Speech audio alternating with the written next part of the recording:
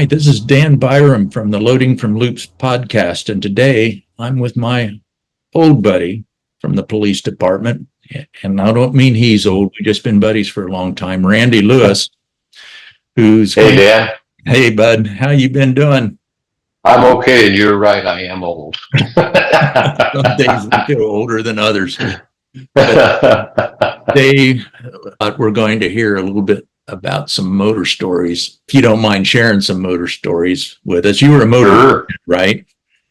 Yeah, I was for about 2.5 or 3 years. That was back in the day where they would rotate you through stuff and wouldn't let you stay in anything too long.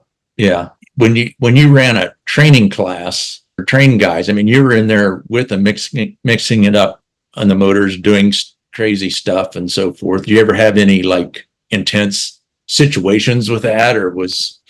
Well, yeah, because as an instructor, the first thing you do when you get a new class, first day, if they've never ridden before, you spend the whole day stop and go, clutch, brake, all of that stuff.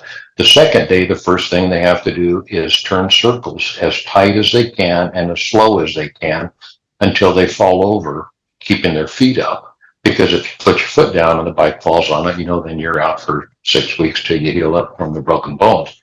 So, and then after that, every time we would introduce a new maneuver, I would explain it to them. We'd go over, the mechanics of it and everything. And I would demonstrate to them, then have them go out and do it. And so it all, especially the first week, because it's a 3-week class. So the first week is all slow maneuver stuff. It's all, easy peasy. The second week, you get into more high speed stuff, and you have a dirt day where you go out into a field and, you just do all kinds of stuff in the dirt because the dirt is more forgiving, it moves and it's not as hard when you fall in it. And then you flood it with water and you do it in the mud and you just have fun, But then towards the end of that week, you start doing things that are more technical. One particular move is called a break and evade. You get your motorcycle up to about 50 miles an hour and you're heading towards a target.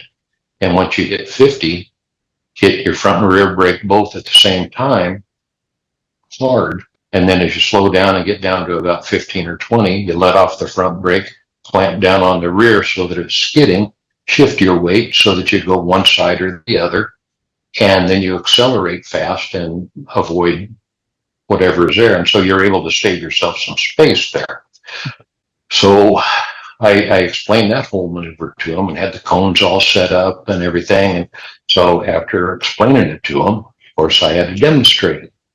Well, we had training motorcycles back then. These were the KZ-1000 Kawasaki's.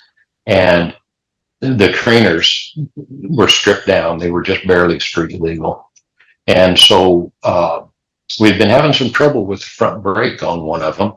And that was the one that I chose to use for this particular maneuver. And I thought we had the brake fixed. But I get up to 50, hit those brakes, and as soon as I hit them, my front brake locked. And when it locked, I went ass over tea kettle into the asphalt. Broke my right little finger, broke my left elbow. It was a mess. And so the two guys that were there that I was training at the time, because every time I did something, then they would have to do it. So they come running up. And first thing they said, you okay? You okay? And I go, yeah. So being cops, they go, do we have to do that too?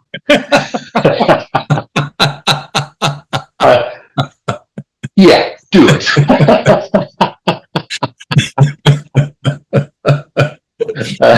Go full evil man. Yeah, so went to the hospital, got everything splintered up and everything. And this was on a Wednesday. So Friday is the day of the obstacle course to say whether or not you pass the course. And so I was the only instructor at the time. And so I had another officer come by and I would set everything up and I would explain the stuff to him and have one of the other motors demonstrate all the stuff. And then they were able to pass the obstacle course. And then the final week is all just street riding where you learn to ride with each other and all that stuff. So I waited until the next Monday before I went in to see my regular bone doctor and go in. And then I took about a week off after that to kind of rest up. Oh my word. Yeah. Yeah, it was a lot of fun. You had to be a little tough back then, I guess. Well, I guess. Yeah. So what did you think of those old Kowalskis? Were those good motorcycles for police work in a city, or?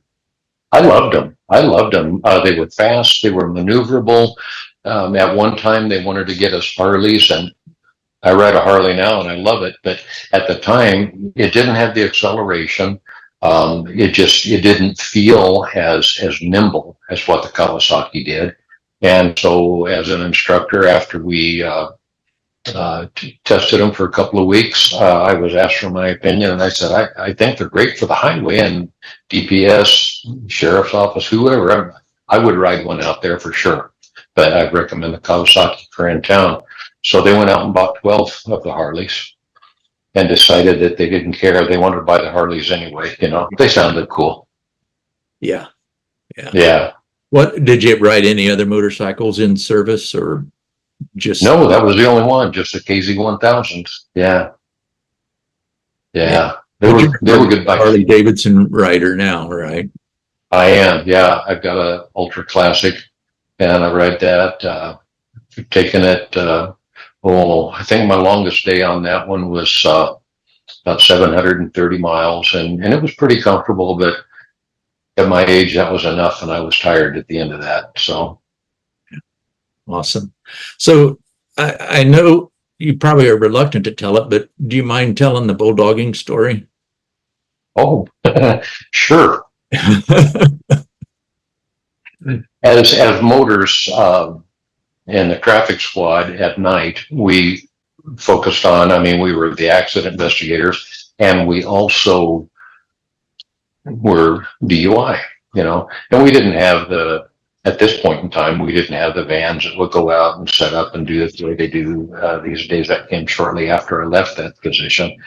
And we had a female officer on the squad who was in a patrol car. She was not a motor officer, and she pulled over some lady for DUI, and they got into a scrap, and she called for backup, and it turns out that they were in the front yard of somebody's house.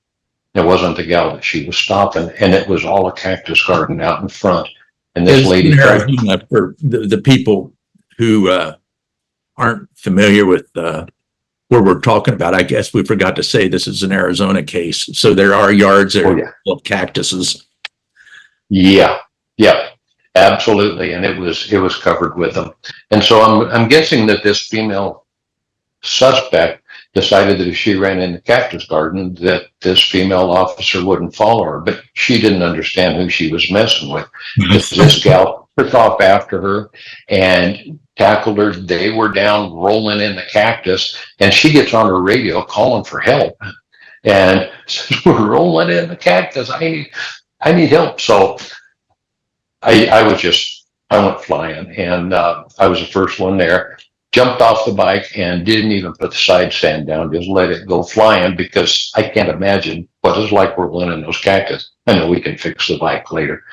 So, go over and get her and pulling the gal off, and I've got these cactus thorns in my hands and a few in my legs, but they were both just covered head to toe in jumping cactus and saguaros and all of that. Oh man, it was awful.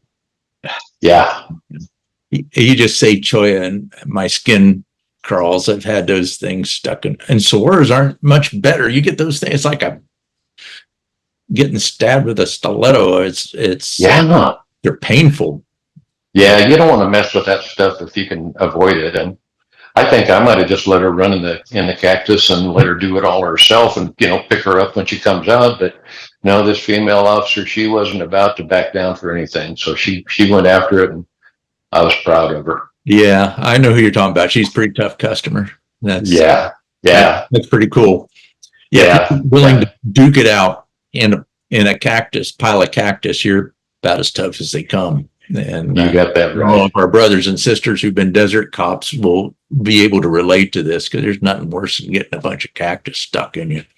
Yeah, And then off yeah. the bike with, I don't know if anybody else is going to come up with a flying dismount into action like that on a police motorcycle, but that's pretty awesome too. So, Well, thanks. I'm sure there's others that have done it. And I got to say that it was not my own personal assigned bike. Mine was in getting some repair work done. It was on a spare that we had, so I didn't really care. Yeah, that influenced your decision-making process. Yeah. A little bit. Yeah, yeah, Right. yeah. All right, buddy. Well, listen, I appreciate you coming on the podcast and sharing some tall tales, and I hope you Hey, my pleasure. come back and do some more, okay? Absolutely. Thank you, Dan. You be safe, brother. All right. Thank you. Okay.